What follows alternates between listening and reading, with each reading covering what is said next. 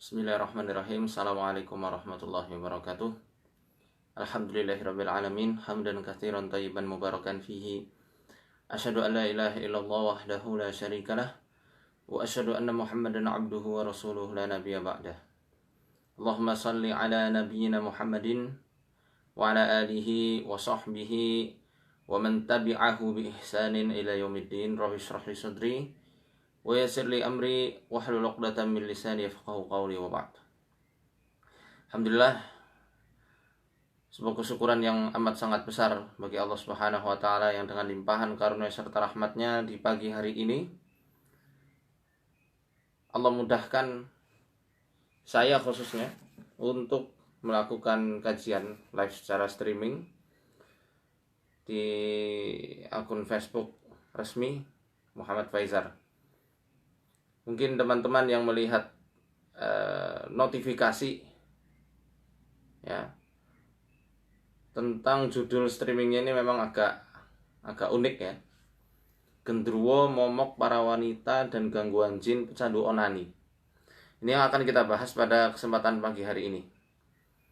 Ya, bagi teman-teman yang siap-siap mau sekolah, kuliah atau mau kerja, bisa nanti simak ya video ini setelah selesai, karena insya Allah videonya akan saya simpan, tidak saya hapus.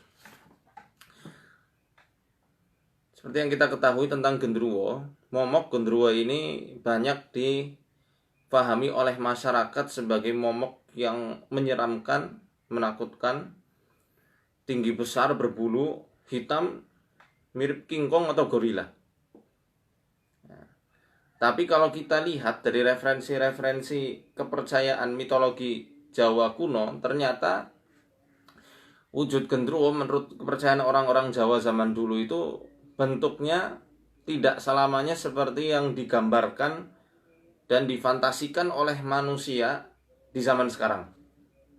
Karena terkadang ya menurut kepercayaan orang-orang lama, gendruwo itu terkadang wujudnya kalau siang seperti burung Raja Wali, bahkan kalau di rawa-rawa dia itu seperti buaya, dan terkadang juga wujud harimau kumbang.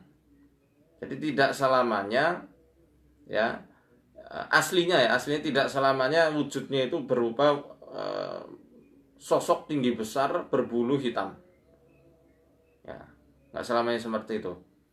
Bahkan orang kuno mengatakan ketika ada wanita yang melintasi hutan di siang hari atau melintasi kebun di siang hari, dia akan menampakkan wujudnya seperti burung elang atau Raja Wali, kemudian merubah wujudnya, dia bertasakul menjadi pemuda yang Masya Allah tampangnya rupawan. Dan menurut kepercayaannya, mitosnya, setiap wanita yang melihat perwujudan dari gendruwo itu, dia akan jatuh hati, terpikat, dan mau untuk mohon maaf digauli oleh gendruwo tersebut.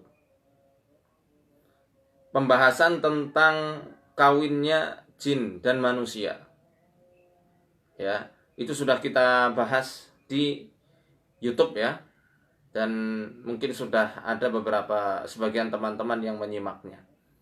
Tapi insya Allah di kajian pada pagi hari ini akan kita detailkan bahasannya sehingga jelas, gamblang, sekaligus untuk tata cara pengobatannya. Karena di YouTube itu saya potong hanya sebagai wawasan saja, ya, wawasan umum.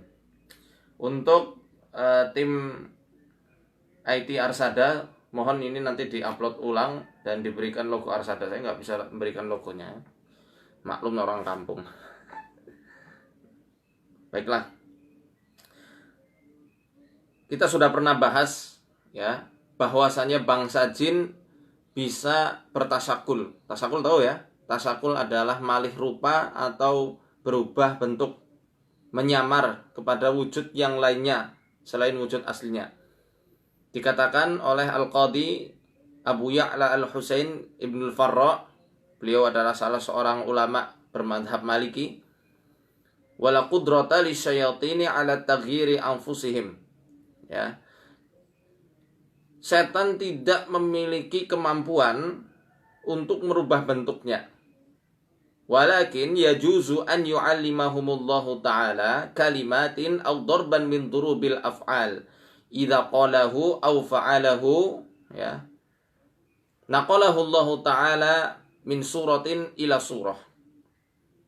Tetapi boleh jadi mereka memiliki sebuah kalimat atau mantra, dorban min durubil af'al, dia mempunyai gerakan-gerakan tertentu, kalau kita katakan ya jurus gitu ya.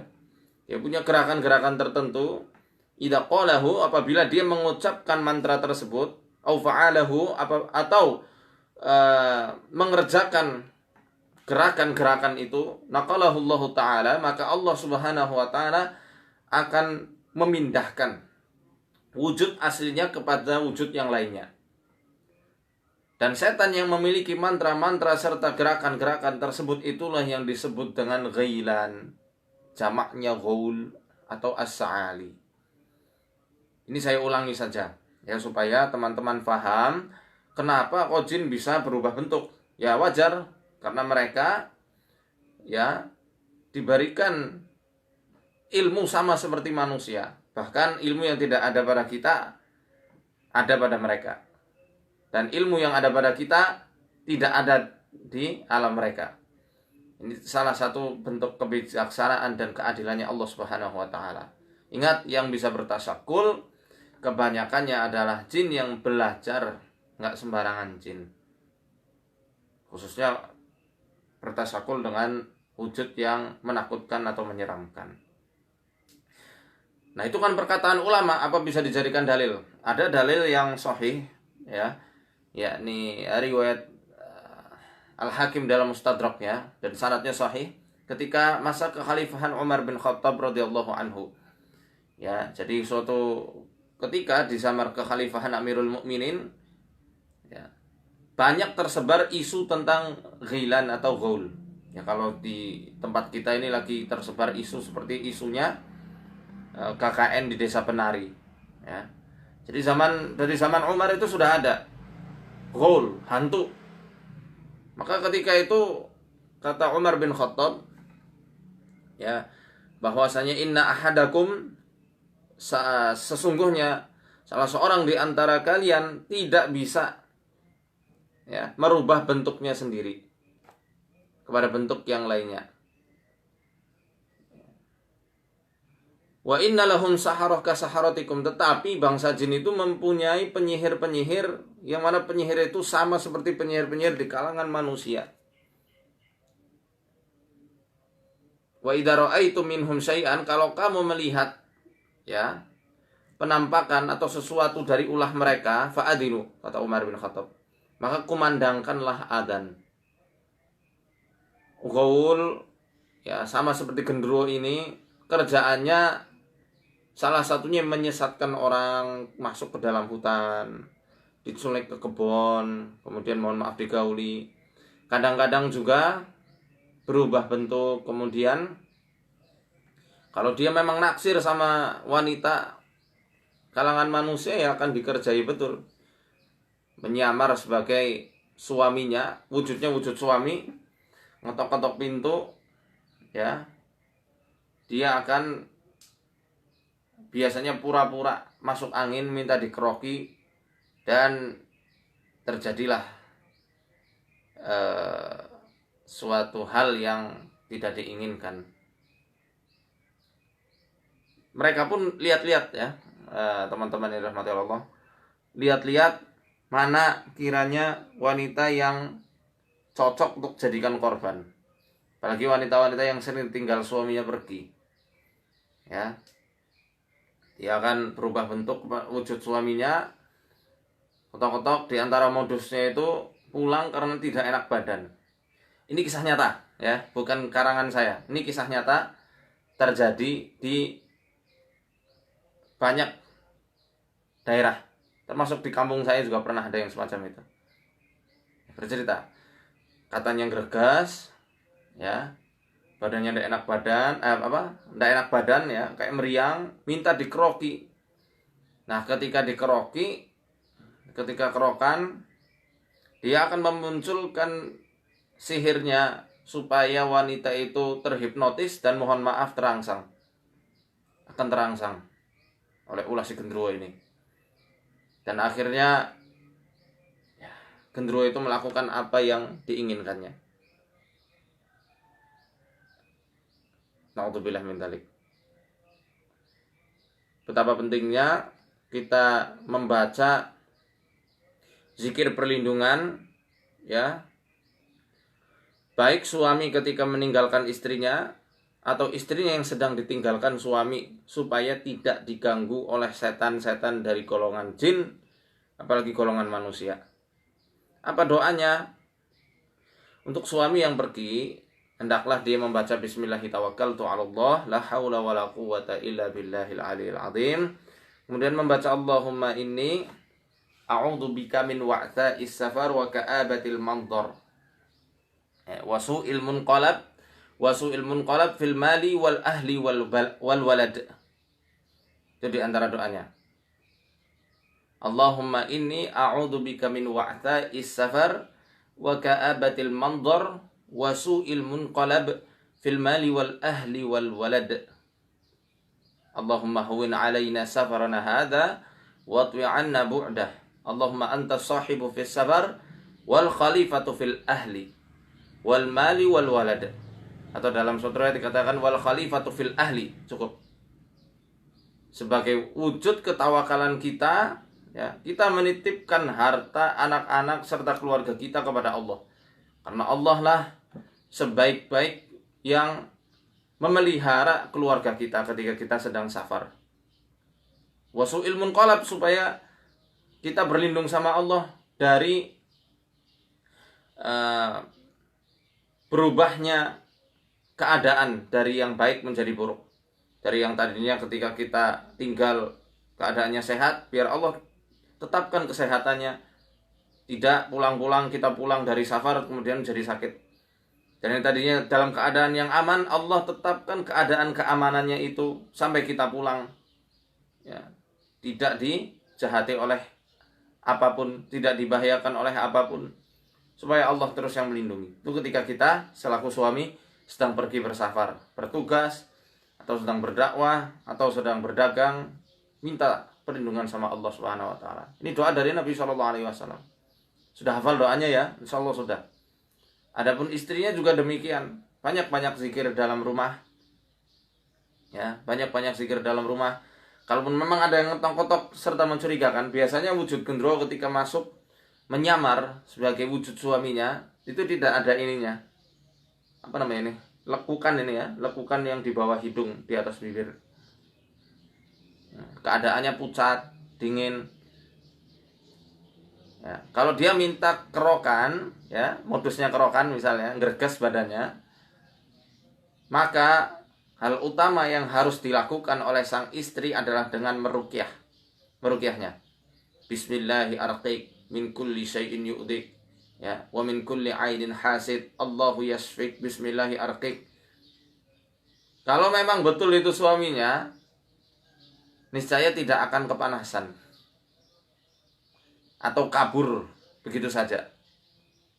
Nah, kalau kabur, kepanasan, atau bahkan menghilang seperti wujudnya asap, jangan ada yang takut.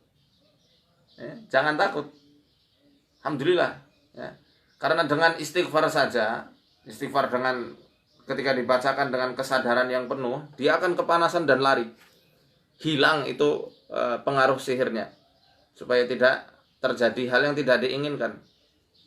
Kalau wujudnya asap, ibu-ibu jangan takut, terus pingsan, jangan. Alhamdulillah.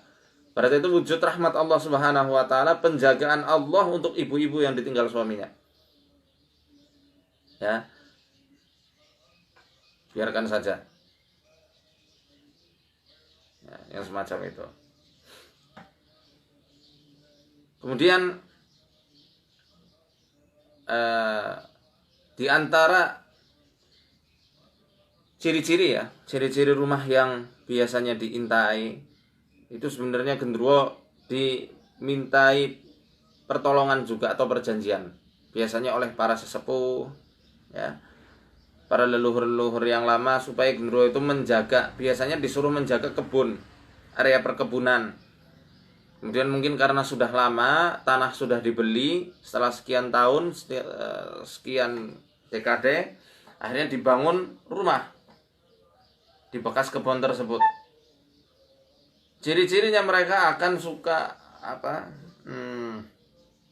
iseng dengan melempari atap dengan batu kerikil, ya, membuat lampu kelap-kelip yang tadinya normal kelap-kelip seperti kayak mau mati lampunya, atau dengan memecahkan piring satu persatu, piringnya digeser-geser sampai pecah, atau dengan memindahkan barang, kunci ada di meja tiba-tiba ada di dapur, ya, padahal mungkin di rumah itu tidak ada anak kecil, belum punya anak misalnya. Atau mungkin panci ada di dapur, tiba-tiba ada di kamar. Suka menggoyang-goyang ranjang. Kalau sudah seperti itu, sudah nakal, tidak bisa ditoleransi lagi, maka sediakan garam krosok untuk ruqyah rumah. Sediakan garam krosok ya. Kemudian daun bidara 21-23 lembar. Boleh juga campur daun kelor segenggam. Nanti ditumbuk semuanya, tumbuk itu jadi satu, dicampurkan ke garam, dicampur juga minyak gaharu. Minyak gaharu kan baunya enak gitu ya, enak bagi kita, tapi bagi mereka itu menyebalkan ya, menyengat dan tidak membetahkan, bikin mereka itu risih. Di rumah sambil membacakan ayat-ayat ruqyah. Bisa dicatat ayat ruqyahnya Al-Fatihah, Al-Baqarah 1-5, ayat kursi, ayat Al-Baqarah 255-257. Kemudian Al-Baqarah ayat 284-286. Kemudian membaca doa untuk pengusir jin dari rumah. Doanya bisa antum dapatkan di kitabnya Syekh Wahid Abdul Salam Bali hafizahullah. Judul kitabnya Wiqayatul Insan Minal Jinni Wasyaiton. Nah, sudah diterjemahkan, judul besarnya Ruqyah, terapi gangguan jin dan sihir. Paling bagus meruqyahnya ketika asar. Jadi bacanya ketika setelah asar. Bismillahi amsayna billahi alladzi laisa minhu syai'un mumtani'. Wa bi'izzatillahi allati la turam wa la tudam, wa bisultanil mani'i nahtajib, wa bi asma'illahil husna kulliha a'idun minal abalisah, wa min syarri syayatinil insi wal jinni, wa min syarri mu'linin aw musir, wa min syarri ma yakmunu bil laili wa yakhruju bin nahar, wa min syarri ma yakmunu bin nahari wa yakhruju bil lail, wa min syarri ma khalaqa wa dara'a wa bara', wa min syarri iblisa wa junudih, ya, wa min syarri kulli dabbatin anta akhidum binasiyatiha inna rabbi ala siratim mustaqim. Kemudian membaca Allahumma inna na'udzubika bimasta'adha bihi Ibrahim wa Musa wa Isa wa Muhammad salawatullahi wa salamuhu alaihim min syarri ma khalaqa wa dara'a wa bara' wa min syarri iblisa wa junudih wa min syarri ma yabghi. Kemudian membaca a'udzu billahi samii'il alimi minasyaitonir rajim min hamzihi wa nafthihi wa nafthihi bismillahirrahmanirrahim. As-Saffat 1-10. Ya. Kemudian baca As-Saffat ayat 1-10. Setelah membaca doa ini, a'udzu billahi samii'il alimi minasyaitonir rajim min hamzihi wa nafthihi wa nafthihi, baru membaca As-Saffat 1-10. Kemudian ditutup dengan Al-Ikhlas, Al-Falaq dan An-Nas. Sediakan garam krosok kurang lebih untuk 1 bulan. Jadi disediakan baskom ya, cukup diruqyah garamnya saja. Nanti kalau kepengen dipakai, ambil garamnya taruh di air. Kemudian dicipratkan atau disiramkan di tempat yang suka ada gangguan. Atau boleh dikeduk rumahnya, di pintu gerbang, ya, di lorong kalau ada lorong, kemudian di dapur, pedangan ya, di mana lagi, atau di tempat-tempat yang biasanya tidak nyaman bagi penghuni rumah. Hawa gendruwo itu, gendruwo sekali lagi saya katakan, gendruwo ini saya sebut hanya sebagai penyebutan sosok-sosok mitologi. Dalam Quran dan Sunnah nggak ada hantu gendruwo, itu nggak ada. Cuma gangguan yang mirip gendruwo di penjelasan para ulama itu ada, ya. Gangguan yang mirip gendruwo di penjelasannya para ulama itu ada. Di antaranya penjelasan dari Syekhul Islam Ibnu Taimiyah dalam kitab An-Nubuwat, dalam kitab Majmu' Fatawa itu ada.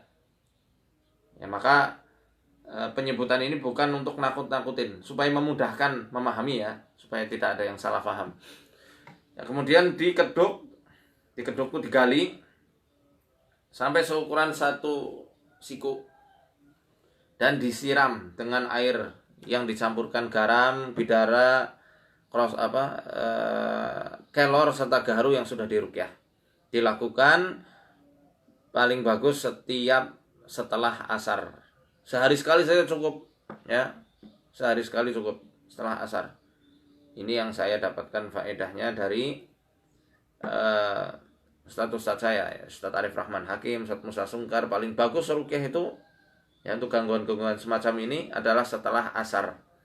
Kalau ada sumur lebih baik diruqyah sumurnya, karena biasanya perjanjiannya akadnya itu dengan menggunakan tanah atau tulang belulang, atau bisa juga dengan kepala hewan yang ditanam di bawah tanah. Maka diruqyah. Ya, udah nggak ada sesaji-sesaji lagi, udah kamu pergi, get out. Atau nanti diburu oleh YouTuber, diwawancarai itu setannya, gendruwonya. Gitu, ya. Itu tentang gendruwo. Dan wanita yang biasanya sudah dirasuki oleh mereka, antum bisa lihat keadaannya, khusus para rokti. Masya Allah, na'udzubillah min dzalik. Hasrat seks itu akan menggebu-gebu sekali, libidonya tinggi. Dan ciri khusus yang selalu saya dapatkan dari orang yang dapat gangguan semacam ini, mohon maaf, jangan ada yang tersinggung, ya, tubuhnya gendut menggelambir. Tubuhnya besar dan menggelambir. Kendor itu, gelambir. Jin itu punya sperma, teman-teman. Dan Ustadz Arif Rahman Hakim rahimahullah pernah menjelaskan, yang bikin gelambir-gelambir dan gendut itu ya spermanya jin itu. Dan membuat keinginan seksualnya itu sangat tinggi. Itu perempuan. Nah, kalau laki-laki ya nggak mungkin kalau digauli sama gendruwo, kecuali gendruwonya LGBT bisa jadi. Kalau gendruwonya LGBT mungkin, ya. Tapi LGBT itu kayaknya hanya ada di laki-laki, di manusia saja. Setan tuh kayaknya nggak ada LGBT. Menyebabkan LGBT, ya, tapi mereka LGBT kayaknya nggak ada. Makanya orang LGBT lebih buruk dari setan sama jin itu. Jadi lebih baik, ya, cara pengobatannya adalah dengan memakan limpa kambing. Cari limpa kambing 10, ya. 10 limpa dicincang-cincang. Limpa kan amis, ya, amis luar biasa tuh. Cincang-cincang, ada 10 limpa kambing jantan. Ingat, kambingnya nggak kambing biasa, 10 limpa kambing jantan. Nanti dicincang-cincang, terus direndam dulu sama air garam dan asam jawa. Air garam sama asam jawa. Gunanya ya untuk menghilangkan amisnya. Saya masak ini laris luar biasa. Waktu kemarin liputan Trans 7, saya masak limpa kambing habis. Kan nggak ada amisnya sama sekali. Alhamdulillah orangnya sembuh sampai sekarang. Yang suka, masturbasi atau onani itu. Cincangnya kecil-kecil, ya, jangan terlalu besar. Mungkin episode Sabtu atau Ahad ini akan ditampilkan gimana cara masaknya. Ya, makanya lihat terus Trans 7 jam 6 pagi. Direndam, dibacakan ayat ruqyah juga. Dibacakan ayat ruqyah. Ya, di antara bacaan ayat ruqyahnya untuk ketika limpa kambing itu direndam adalah Al-Fatihah. Al-Fatihah, ayat kursi, Apalagi? Maaf, Al-Fatihah, Al-Baqarah ayat 20, ayat kursi ya. Kemudian Az-Zumar ayat 22 sampai 23, Al-Anfal ayat 1 sampai 2, kemudian Al-Fath ayat 1 sampai 4. Ya, habis itu Kulhu Falak sama Anas lagi. Kulhu Falak Anas. Boleh juga ditambah Aqul nayana rukuni barda wassalaman ala Ibrahim, supaya memadamkan api syahwat dari orang yang diganggu itu. Nggak madamkan banget ya, tapi yang jelas memadamkan sifat berlebihan dalam hasrat seksualnya itu. Kemudian kalau sudah direndam, rendamnya berapa lama? Setengah jam lah, sampai bau amisnya hilang. Setengah jam cukup. Setengah jam direndam, habis itu diambil ya. Diambil satu persatu aja. Kalau mau makan diambil, kemudian digoreng. Goreng, dijadikan lauk pauk biasa. Pakai kecap boleh, pakai sambal boleh, terserah sesuai seleranya. Makan pakai nasi boleh, makan pakai roti ais boleh. Nah, setiap hari selama 10 hari. Selama 10 hari. Ya. Insya Allah nanti akan meredam itu gangguan-gangguan dari jin yang membuat Anda suka onani, masturbasi, ya. Ingat, hati-hati. Yang sering masturbasi, jangan-jangan ada gendruwo di belakangmu. Laki-laki yang suka onani, mungkin nggak gendruwo, istrinya gendruwo siapa? Kalong wewe. Tahu kalong wewe itu yang suka katanya nyulik anak kecil itu. Naudzubillah min dzalik ya. Intinya jin perempuan itu juga kadang menggauli laki-laki sama seperti jin laki-laki yang menggauli perempuan dari bangsa manusia. Jadi sebenarnya cerita di KKN Desa Penari itu ya sebagian kecil ada benernya, sebagian kecil. Di antaranya kisahnya Bima yang sedang menikah sama siluman ular badawar, siapa namanya, lu susah namanya, badarui. Siapa namanya lupa saya. Ini siluman ular itu ya, katanya dilihat oleh Nur yang katanya anak indigo itu nikahnya dengan cara, mohon maaf, onani. Itu memang betul ya, itu memang betul seperti itu. Cara di antara cara setan mengawini manusia ya, mohon maaf sekali, dengan onani atau masturbasi. Makanya stop kebiasaan itu ya. Dengan apa? Banyak kok caranya. Bisa pakai limpa kambing, bisa dengan olahraga. Biasanya suka onani itu kan ya karena pertama karena jomblo ya. Kedua karena apa? Memang harus dikeluarkan ya, namanya sperma itu setiap bulannya itu. Kan mungkin kalau umur-umur kayak saya masih 20-an itu setiap hari idealnya berhubungan sama istri. Lah antum yang belum punya istri masa harus sama pintu? Saya doakan ya, semoga cepat dapat istri yang yang solehah ya, yang perempuan juga cepat dapat suami yang soleh. Amin. Supaya Allah mudahkan dalam ketaatan dan dijaga dari gangguan-gangguan jin semacam ini. Itu ya diantara pengetahuan pada pagi hari ini. Dan kemarin sudah saya bahas tentang pernikahan jin sama manusia. Itu dibenarkan sama Syekhul Islam Ibnu Taimiyah. Waqad yadana kahul insu wal jinnu wa yuladu bainahuma walatu hadza katsirun ma'ruf. Waqad yadana kahul insu wal jin. Ya. Jin dan manusia itu sudah saling menikah. Sudah saling menikah. Satu sama lainnya itu kadang mengawini. Manusia kawin dengan jin, jin kawin sama manusia. Ada yang di alam mimpi caranya ya. Ada yang langsung di alam nyata. Kalau di alam mimpi ya mohon maaf, sering dibuat mimpi basah setiap malam, atau bahkan ketiduran sedikit langsung mimpi basah. Itu betapa tersiksanya itu. Dan ini nyata terjadi waktu saya di kantor. Saya waktu itu masih kelas 5 KMI. Dan yang kena semacam ini adalah kakak kelas saya, kelas 6. Dicintai sama jin karena memang dia orangnya cakep. Masuk kamar mandi tidak baca doa. Dan kata Ustadz saya, Ustadz Lutfi Andriansa, hobi bersiul-siul di kamar mandi. Mungkin jin perempuannya ngira oh ada artis K-pop sedang konser di kamar mandi. Akhirnya dia suka, dia naksir, masuklah itu. Sepele. Ya, urusan sepele tapi bisa menjadi besar. Karena sunnah Nabi SAW tidak ada yang namanya sepele dalam sunnah Nabi.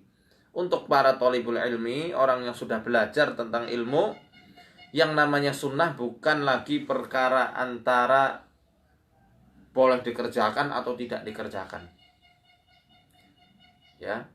Tetapi para ahli ilmu, kalau sudah perkara sunnah adalah masalah rugi atau untung. Kita tahu bahwasanya amalan itu sunnah tidak dikerjakan, ya rugi kan? Tapi beruntung kita sudah diberikan ilmu sama Allah Subhanahu wa taala kemudian mengerjakan. Sudah bicaranya masalah untung rugi, bukan masalah boleh atau enggak. Ya, boleh dikerjakan atau tidak dikerjakan. Baca doa. Sudah pada hafal kan doa masuk kamar mandi? Allahumma inni a'udzubika minal khubusi wal khaba'is. Boleh juga baca bismillah sebelum masuk kamar mandi dengan niat melepas baju ini supaya aurat kita dijaga oleh Allah dari penglihatan bangsa jin. Itu ya. Dan Syekhul Islam mengatakan wa yuladu bainahuma walad. Bahkan ketika menikah itu akan lahir anak-anak dari hasil perkawinan jin dan manusia. Anak-anaknya gimana? Nggak mungkin anak-anak dalam wujud nyata seperti kita ini. Jadi gerandong misalnya. Jadi mak lampir. Nah, bukan seperti itu. Anak-anaknya ya anak-anak yang gaib juga. Maka sebagian kasus, coba nanti lihat di YouTube ya. Lihat di YouTube kasus gangguan wanita yang sering banget keguguran. Ini kasus di Wonosobo. Ya, di Wonosobo. Itu sampai ketika diruqyah kayak ada kaki bayi yang gejol-gejol. Yang sedang gejol-gejol apa bahasa Indonesianya? Menghentak-hentakan. Dan ternyata angin. Akhirnya kita inisiatif terapi dengan air belerang. Dan saat itu juga keluar kayak darah itu. Darah kental keluar banyak sekali. Alhamdulillah sampai sekarang jerawatnya hilang. Dan Allah sembuhkan wanita itu. Ya, itu diantara wujud dari anak-anak yang dihasilkan dari hubungan antara manusia dan jin. Wallahu a'lam bishawab. Kadang ada juga yang mimpi anaknya sudah lahiran. Ya, di dalam mimpi itu proses persalinannya. Kemudian setiap harinya mimpi gendong anak. Anak itu manggil mama, mama, ibu. Mungkin di antara peruqyah ada ya yang melihat kasus semacam ini. Di ruqyah kok jinnya ngaku bahwasanya pasiennya itu adalah ibunya. Ya mungkin sadar atau tidak sadar ya si pasien itu pernah dikawini oleh jin di alam mimpinya.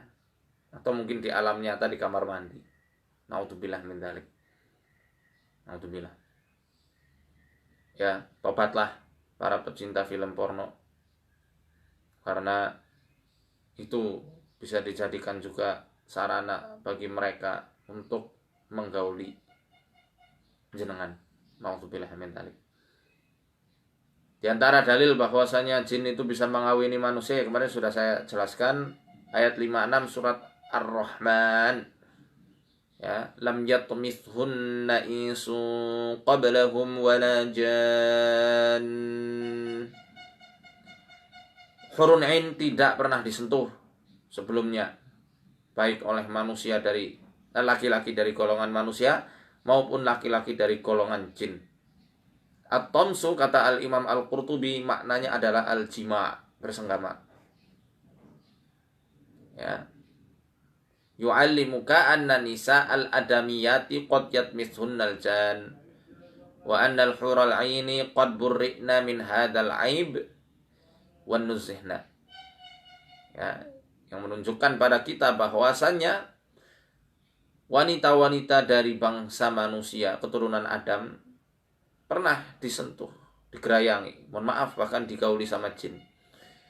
Wa annal hurul 'ain, tetapi hurun 'ain bidadari surga telah dibebaskan Allah dari aib-aib semacam ini dan disucikan oleh Allah Subhanahu wa taala. Ya.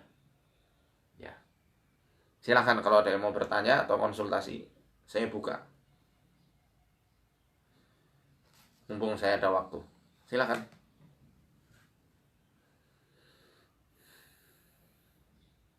Nah biasanya ini sambil menunggu ada yang bertanya ya. Biasanya teman-teman yang namanya gendruwo bagi para praktisi-praktisi supranatural itu dihadirkan dengan menggunakan sate gagak. Bisa untuk pesugihan, bisa melariskan dagangan, dan bulunya ya bisa untuk dijadikan bulu perindu memelet wanita. Dan sarungnya ya saya tak tahu itu kata mereka itu gendruwo punya sarung, gendruwo sarungan ya. Sarungnya itu kalau dipakai untuk orang-orang yang suka ilmu bela diri atau maling ya, kalau ketika dipakai akan dibuat menghilang dari pandangan manusia. Nah, itu sihir ya, sihir. Ya, makanya mereka gendruwo itu memang tukang sihir juga dari kalangan bangsa jin. Dan biasa dijadikan relasi bagi orang-orang yang punya kebun, punya harta banyak untuk menjaga harta dan kebunnya dari curian orang. Makanya kudu dirukyah juga rumahnya. Gak hanya orangnya saja, dirukyah rumahnya. Dirukyah juga pohon-pohon yang ada di sekitarnya.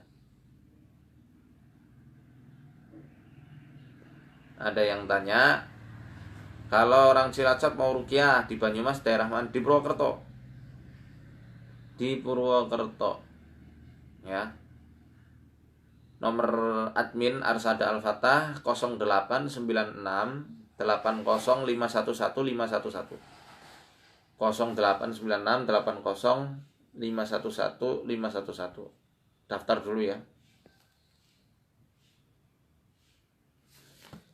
Imamuddin bin Izzuddin,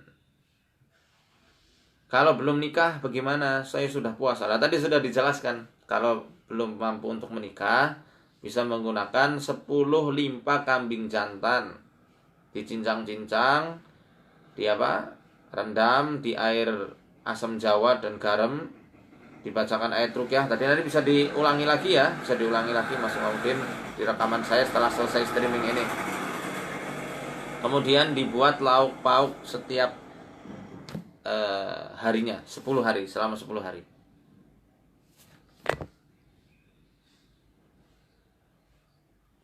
Ade Bayu Kendran, Ustadz sebenarnya jin itu baik atau jahat sih? Ya tergantung, sama kayak manusia ya Mas. Sama kayak manusia, ada yang baik, ada yang jahat. Itu kan dijelaskan juga sama Allah dalam surat Al-Jin. Ada jin yang baik gak mungkin dia ganggu-ganggu manusia. Dan gak mungkin juga menawarkan diri sebagai khodam atau pelayan atau pembantunya. Gak mungkin, walaupun dia ngaku jin Islam akan paham syariat bahwasanya haram hukumnya untuk menjadi khodam pembantunya manusia, karena bisa menjuruskan manusia kepada kesyirikan. Ya, loh Syekhul Islam kan membolehkan minta tolong sama jin. Ya, kalau antum baca kitab-kitab Syekhul Islam Ibnu Taimiyah akan paham bahwasanya intinya beliau pun ya menjelaskan bahwasanya minta tolong sama jin adalah haram dan banyak madharatnya. Apalagi ulama-ulama Syafi'iyah, sangat tegas sekali. Habib Abdurrahman Al-Masyhur mengatakan minta tolong sama jin termasuk bagian dari penyihir. Mahfud Abu Fadl Senori mengatakan minta tolong sama jin juga haram hukumnya, tidak boleh. Syekh Mutawali Asy'arawi, salah seorang ulama sufi, mufasir, ulama dari Mesir, Al-Azhar Mesir, beliau juga mengharamkan dan mengatakan bahwasanya itu adalah kesyirikan. Ya, kesyirikan. Jadi ada yang baik, ada yang jahat.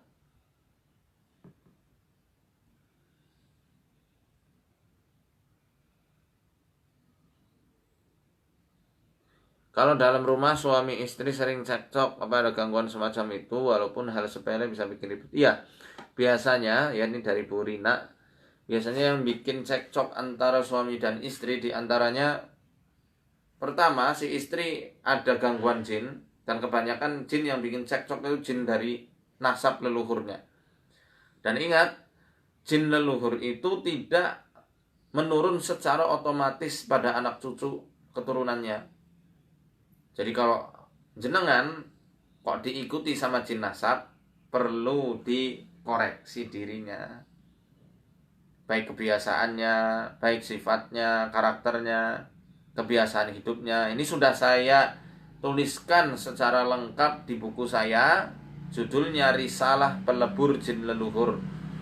Sedang diedit dan insya Allah naik cetak bulan ini. Nanti akan saya umumkan kalau sudah dicetak dan diterbitkan, supaya paham, karena penjelasannya lumayan panjang. Intinya itu secara umum, kalau sering cekcok walaupun hal sepele, berarti entah suami atau istrinya, coba diruqyah. Kalau saling meruqyah antara suami dan istri itu bagus, ya.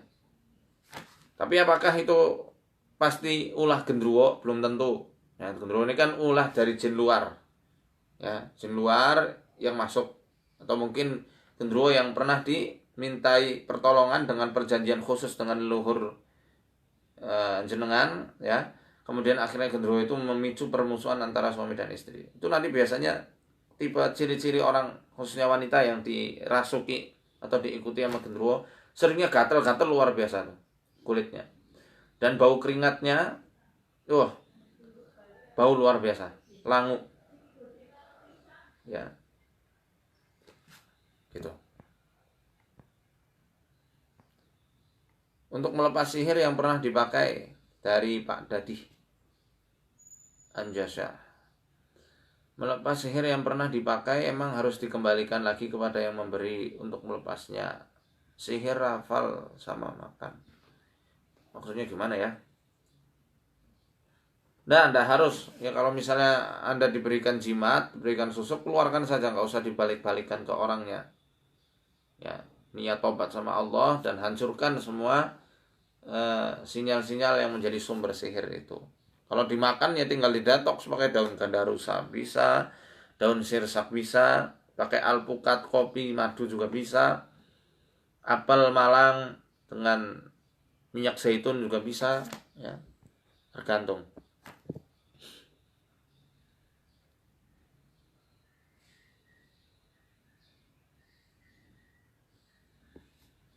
Ya. Pertanyaan dari Mas Saiful tadi sudah saya bahas, ya, nanti bisa diulangi lagi videonya. Saya punya teman, dia udah dipengaruhi sama dukun, tapi jika saya mau mengajak dia pergi dari dukun itu, saya diancam. Yang penting ya, ini minahus husak dia. Yang penting Anda sudah menyampaikan gugur kewajiban Anda. Doakan temannya supaya Allah yang selamatkan. Kok cuma doakan? Anda percaya doa Anda? Nah, kekuatan kita selaku kaum mukminin adalah dengan doa. Insya Allah Allah nanti akan merubahnya. Ya, daripada nanti Anda yang dapat madharat, doakan saja. Yang penting sudah disampaikan. Tugas kita nyampaikan, bukan beri hidayah.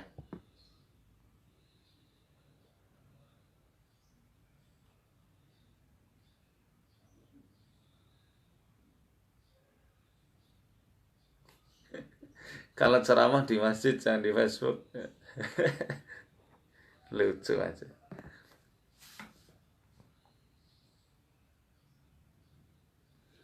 Kaki saya pernah diangkat pas tidur. Kira-kira apa saya ada gangguan? Apa saya digangguin oleh mereka? Atau mereka memang ingin membantu saya? Kalau diangkat itu sudah mengganggu. Busamara wa barokah. Kalau sudah sampai diangkat, mereka sudah ganggu. Nggak mungkin membantu. Ngapain membantu ngangkat kaki? Nggak ada kerjaan. Itu sudah usil, itu iseng, ya. Ya, jadi diruqyah juga, Anda diruqyah, ya, kemudian kamar dan rumahnya juga diruqyah. Caranya bisa disimak lagi nanti ketika sudah selesai streamingnya. Dari Bu Dewi Listiono, Ustadz, ada bagian ulu hati selalu nyeri dan rasa cemas. Coba dicek kesehatannya, ya. Saya nggak bisa memprediksi kalau nggak lihat langsung. Mungkin juga masalah kesehatan.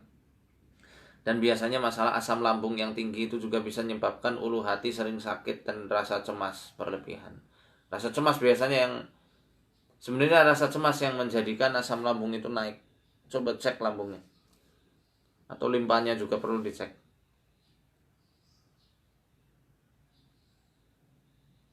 Dari Tri Ramadhani, Ustadz, saya pernah digangguan jin nasab, tapi sudah tuntas pengobatan. Kemudian kemarin ketemu dengan seseorang mengatakan masih ada yang ngikutin di belakang saya. Berarti apakah bisa masuk lagi? Yang namanya jin nasab, kapan saja mereka bisa masuk. Makanya ya, setelah ruqyah ya, yang mempengaruhi sembuh atau tidaknya adalah diri Anda sendiri. Pasca ruqyah tentunya. Kalau di ruqyah masih sama saja, tidak hijrah 100%, ya nanti bisa masuk lagi. Makanya setelah ruqyah hijrah 100%. Ya. Hijrah ini bukan hanya sekedar penampilan, hijrah dengan penampilan yang syar'i.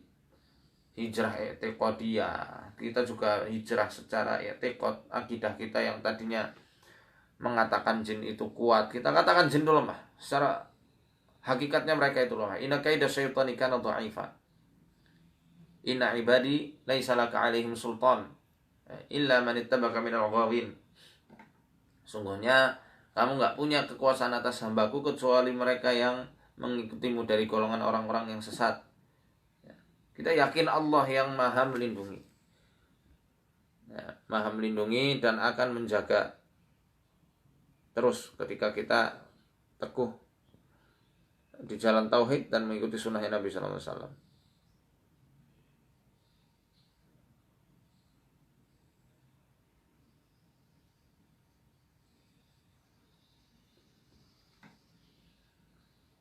Suami saya itu masturbasi atau onani dari Bu Desi. Saya kaget dia mandi junub, terus saya tanya, oh sedang datang bulan ya, sedang haid. Katanya mimpi berhubungan dengan saya lah, ya itu karena lagi berhasrat Bu. Ya jadi jangan semuanya disandingkan sama jin saja. Mungkin beliau berhasrat sudah nggak kuat ketimbang jajan di luar. Mungkin akhirnya kepepet. Ya, bisa jadi mimpi berhubungan sama ibu. Atau mungkin karena kepepet akhirnya jadi onani ya. Mungkin saking besarnya hasrat dan tidak bisa disalurkan kemana-mana lagi. Memang ada ulama yang mengatakan onani itu makruh ya. Ada yang mengharamkan, Imam Syafi'i mengharamkan penuh, tapi ada yang mengatakan makruh. Ya, makruh diantara makruhnya gimana ya, ketika sudah benar-benar kepepet banget. Misal ibu datang bulan, beliau sudah berhasrat, mungkin sedang tugas keluar kota, pulang-pulang istrinya haid misalnya, tidak bisa menyalurkan itu. Daripada jajan di luar, akhirnya melakukan hal yang demikian. Atau mungkin dengan puasa, kalau kuat puasalah, puasa.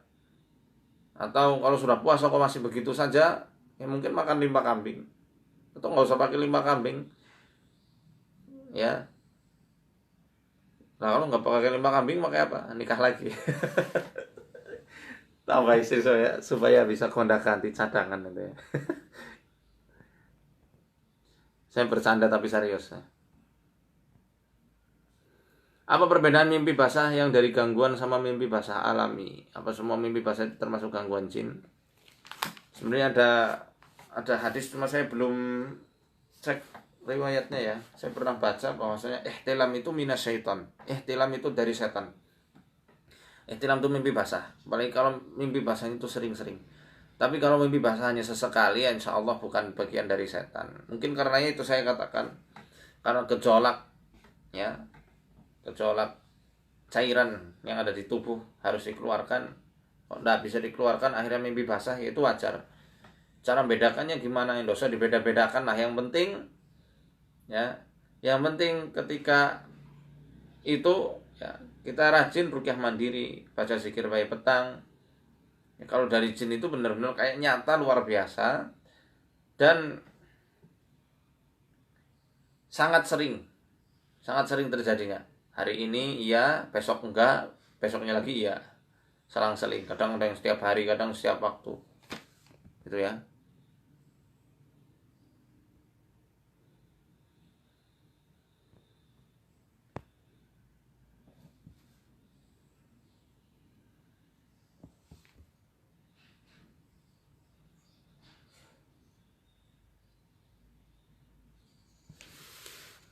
Dari Abu Fawas Arul, bagaimana terapi pasien yang mau menjaga zikir pagi petang tapi selalu dibuat malas, ngantuk, tapi ada dalam pengaruh jinnya? Bisa dengan tas'id ya. dengan tas'id meneteskan cairan habatus sauda ke dalam hidungnya. Kemudian bisa juga diterapi untuk mandi setiap sebelum subuh. Mandi dengan air dingin digerucuk dari kepala, ya, keramas.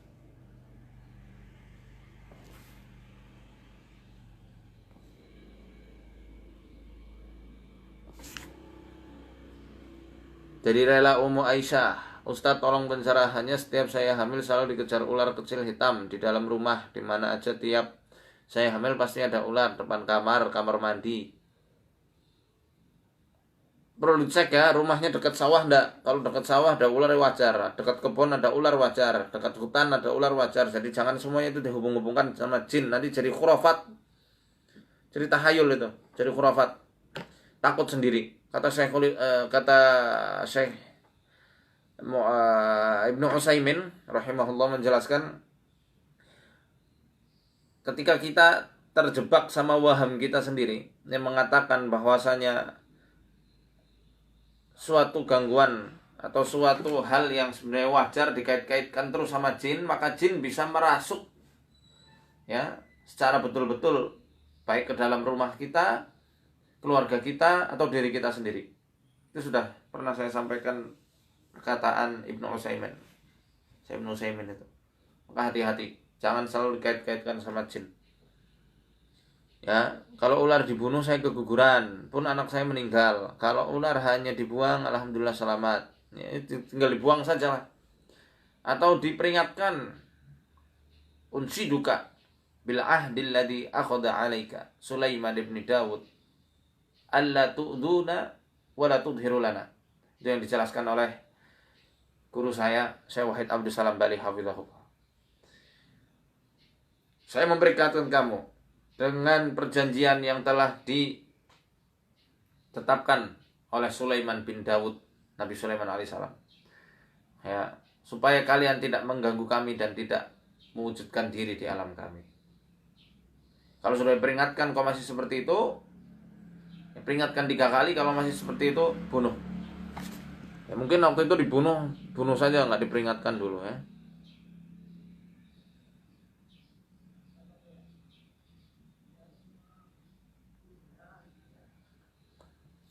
Oh, sudah jam 6.